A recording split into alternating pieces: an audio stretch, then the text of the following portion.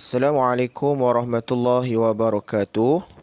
Alhamdulillahi rabbil alamin wassalatu wassalamu ala asyrafil anbiya'i wal mursalin wa ala alihi wa sahbihi ajma'in. Qala rabbi syrah li sadri wa yassir li amri wahlul 'uqdatam min lisani yafqahu qawli. Jadi insya-Allah kepada semua murid-murid tahun 6, sila keluarkan buku teks tauhid. Buku teks tauhid dan sila lihat pada muka surat yang ke-32 seperti yang tertera di skrin sekarang, iaitu muka surat 32. Okey, baik. Kita tengok sama-sama pada muka surat 32. Hari ini kita akan masuk kepada pelajaran yang keempat, di mana pelajaran yang keempat ini berbunyi syirik dan perkara-perkara khurafat. Ustaz ulang, sebutan dia adalah syirik dan perkara-perkara khurafat. Okey, baik. Tajuk ni sangat-sangatlah penting. Sebab apa? Kedua-dua perkara ini, iaitu syirik dan khurafat, adalah tergolong daripada dosa-dosa yang besar. Tergolong dalam apa? Dosa-dosa yang besar. Okay, tapi hari ni Ustaz nak fokus kepada satu tajuk terlebih dahulu, iaitu unit 1. Kita lihat pada muka surat yang ke-33. Okay, unit 1, muka surat 33. Tajuk kita adalah syirik. Okay, apa itu syirik? Okay, syirik ialah meyakini adanya Tuhan selain Allah atau meyakini adanya sesuatu kuasa lain yang menyaingi Allah. Ini adalah pengertian bagi syirik. Syirik tu apa? Kita percaya ada Tuhan selain Allah, ada kuasa selain daripada Allah. Bermakna kita menduakan Allah. Sebab tu dia tergolong di kalangan apa? Dosa-dosa yang besar. Kan? Ataupun kita kata ada kuasa lain yang menyaingi Allah. Ada satu kuasa yang sama kuasa dengan kuasa Allah. Boleh mencipta, boleh mematikan, menurunkan hujan, mengawal segala pergerakan di atas muka bumi. Ada kuasa lain yang sama kuasa dengan Allah. Ini pun sama, termasuk dalam syirik. Jadi apa-apa perbuatan yang menduakan Allah, kita sebut dia sebagai syirik. Okey, boleh faham ya? Okey, baik. Macam mana syirik boleh berlaku? Okey, syirik, kita sambung lagi sikit. Syirik boleh berlaku melalui 3 perkara, iaitu pertama niat, percakapan dan perbuatan. Niat, percakapan dan perbuatan. Boleh jadi berlaku perkara syirik ini kalau kita tak belajar lagilah. Kita tak tahu, mungkin kita tak sedar. Ada benda yang kita dah buat itu sebenarnya syirik. Jadi penting untuk kita belajar apa dia perkara-perkara yang mensyirikkan Allah, sama ada melalui niat, melalui percakapan dan juga melalui perbuatan. So tolong faham betul-betul tajuk ni. Ramai di antara kita yang dia tak sedar tau, dia dah buat perkara yang syirik. Sebab apa? Sebab tak nak belajar apa dia perkara-perkara yang mensyirikkan Allah. Sebab tu kita kena belajar supaya apa? Bukan supaya kita buat, tetapi supaya kita dapat hindarkan diri kita, keluarga kita daripada siapa? Daripada melakukan perkara-perkara yang mensyirikkan Allah. Kita tengok sedikit ayat Al-Quran, firman Allah Subhanahu Wa Taala dalam surah apa ni? Surah Al-Baqarah ayat 165. Allah berfirman, A'udzu billahi minasy syaithanir rajim. Wa minan nasi man yattakhidhu min dunillahi andadan yuhibbunahum ka hubbillah. والذين آمنوا أشد حبا لله ولو يرى الذين ظلموا إذ يرون العذاب أن القوة لله جميعا وأن الله شديد العذاب. Apa maksud dia? Maksud dia, walaupun demikian, ada juga di antara manusia yang mengambil selain dari Allah. Maksud sama macam pengertian tadi. Dia ambil selain daripada Allah. Untuk apa? Untuk menjadi sekutu-sekutu Allah. Menyekutukan Allah, menduakan Allah. Dia kata ada kuasa lain yang sama hebat. Ataupun dia kata kuasa lain ni lah yang menguasai alam, bukannya Allah. Itu perkara yang syirik lah tu. Seterusnya, mereka mencintainya. Mereka mencintai makhluk ataupun kuasa itu. Memuja dan mentaatinya. Bukan setakat mencintai, diorang puja, diorang sembah. Sebagaimana mereka mencintai Allah. Mereka sembah atau puja sama seperti mereka mencintai Allah. Maksudnya sama. Dia mengatakan ada kuasa lain itu, dia cinta kuasa itu, dia puja kuasa itu, dia taat kuasa itu, sama macam dia taat kepada Allah. Tak boleh tu. Tak boleh. Ini syirik tau. Kita tengok lagi sambungan. Apa dia? Sedang orang-orang yang beriman itu lebih cinta taat kepada Allah. Sedangkan orang yang beriman tu sepatutnya cinta dan taatnya kepada siapa? Kepada Allah semata-mata. Bukan kepada makhluk yang lain. Selain daripada Allah itu adalah makhluk. Mustahil untuk kita sembah dia, puja dia. Tak boleh. Hanya Allah sahaja tempat kita sembah, tempat kita meminta pertolongan. Dan kalaulah orang-orang yang melakukan kezaliman, yang ini syirik itu, mengetahui ketika mereka melihat azab pada hari akhirat kelak, bahawa sungguhnya kekuatan dan kekuasaan Allah itu semuanya tertentu bagi Allah. Dan bahawa sesungguhnya Allah maha berat azab siksanya, nescaya mereka tidak akan melakukan kezaliman itu. Allah bagi tahu, kalaulah kita ni boleh tahu, boleh lihat azab yang kita akan dapat kalau kita buat perkara yang syirik, nescaya kita tak akan sesekali nak buat perkara yang mensyirikkan Allah. Sebabnya sekarang ni manusia tak dapat tengok apa itu azab Allah di akhirat. Sebab tu ada manusia yang bertindak membuat perkara-perkara syirik. Sebab apa? Dia belum tengok lagi kedahsyatan dan beratnya seksa bagi orang melakukan syirik. Sebab tu dia buat. Tapi kalau Allah beritahu, kalau lah kita semua ni boleh lihat beratnya azabnya, nescaya tak ada seorang pun akan melakukan perkara-perkara yang mensyirikkan Allah. Okey, boleh faham? Okey, sekarang ni kita nak tengok pula apa dia perkara-perkara yang mensyirikkan Allah tu. Ada 3 tadi kan, niat, percakapan dan juga perbuatan. Kita tengok pada muka surat seterusnya, muka surat 34. Okey, baik. Contoh daripada jenis-jenis syirik. Kita tengok contoh-contoh perkara-perkara syirik. Okay, yang pertama, syirik melalui niat. Yang pertama sekali melalui niat. Macam saya sebut tadi ada 3. So yang pertama sekali melalui niat. Okey, iaitu meyakini dalam hati sesuatu yang boleh menyekutukan Allah.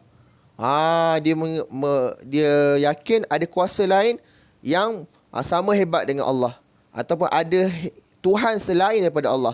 Contohnya apa? Yang pertama, meyakini ada Tuhan selain Allah. Tak boleh. Tuhan kita kena yakin ada satu sahaja, iaitu Allah Subhanahu Wa Taala. Tak boleh kita kata dekat atas dunia ni ada banyak Tuhan. Tak boleh. Itu bukan ajaran Islam, itu ajaran agama lain. Ajaran agama Islam kata Tuhan tu satu sahaja, iaitu Allah yang Maha Esa. Kita belajarkan apa sifat Allah, iaitu Esa. Okey, baik. Yang kedua, meyakini Allah mempunyai anak. Ini pun sama juga. Kita yakin Allah ni ada anak rasanya ni. Sebahagian agama dia kata macam tu. Allah ada anak. Tuhan itu beranak. Salah juga.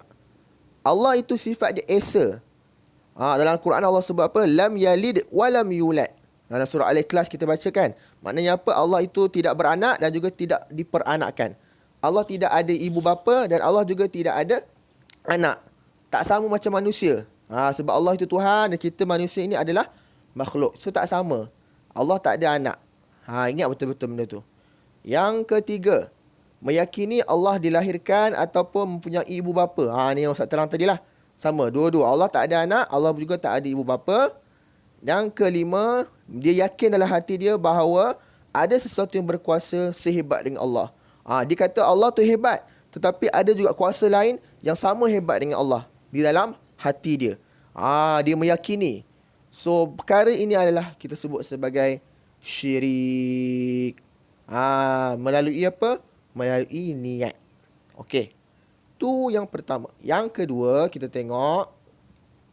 Okey, yang pertama tadi melalui niat. Yang kedua melalui apa? Melalui percakapan. Melalui percakapan.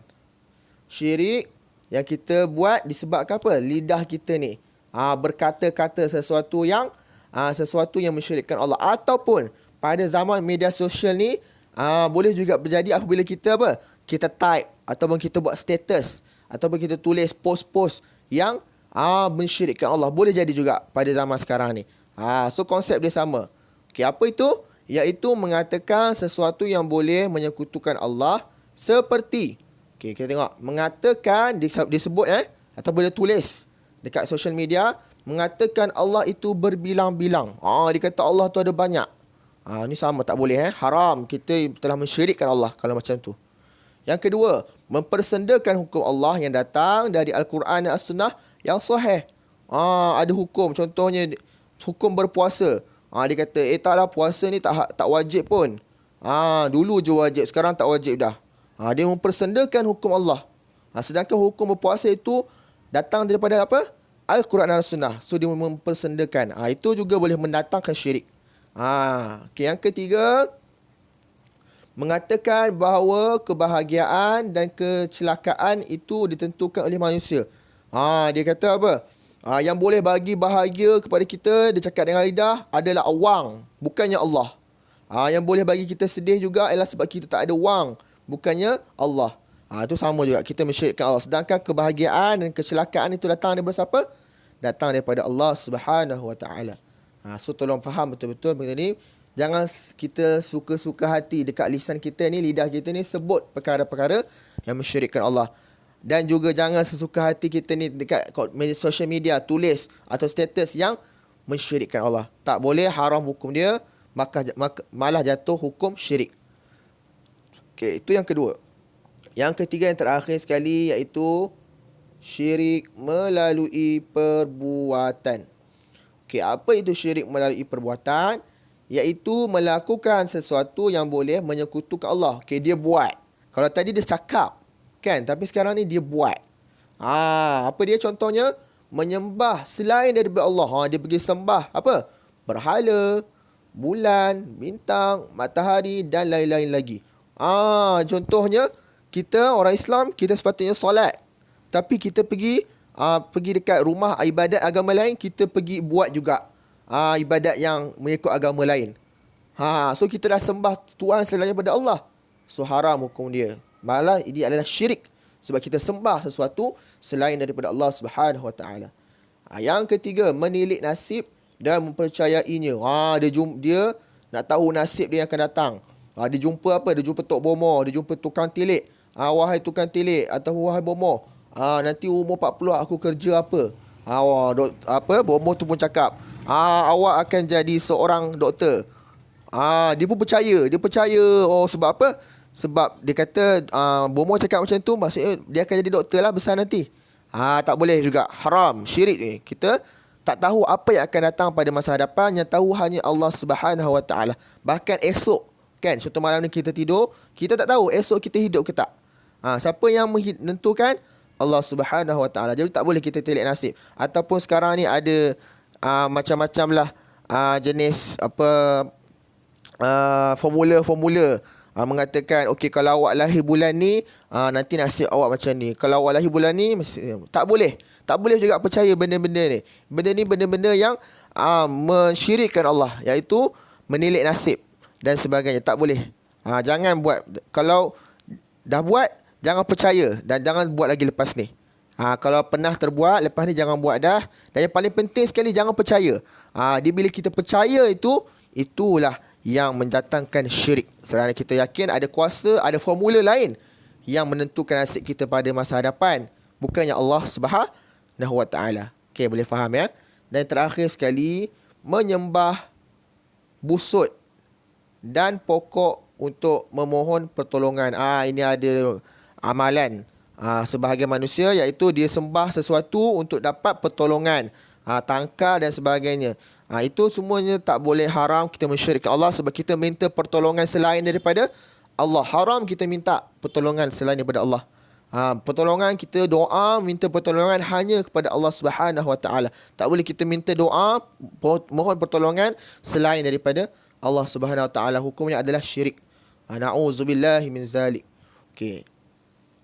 Sebelum Ustaz mengakhiri kelas pada hari ini, suka untuk Ustaz ingatkan kepada awak semua, dekat dunia ni ada macam-macam jenis dosa tau. Ada dosa membunuh, ada dosa mencuri, ada dosa apa lagi? Menipu dan sebagainya. Semua dosa ini boleh diampunkan oleh Allah Subhanahu Wa Taala di hari akhirat kelak. Semua dosa ni boleh, Allah boleh ampunkan.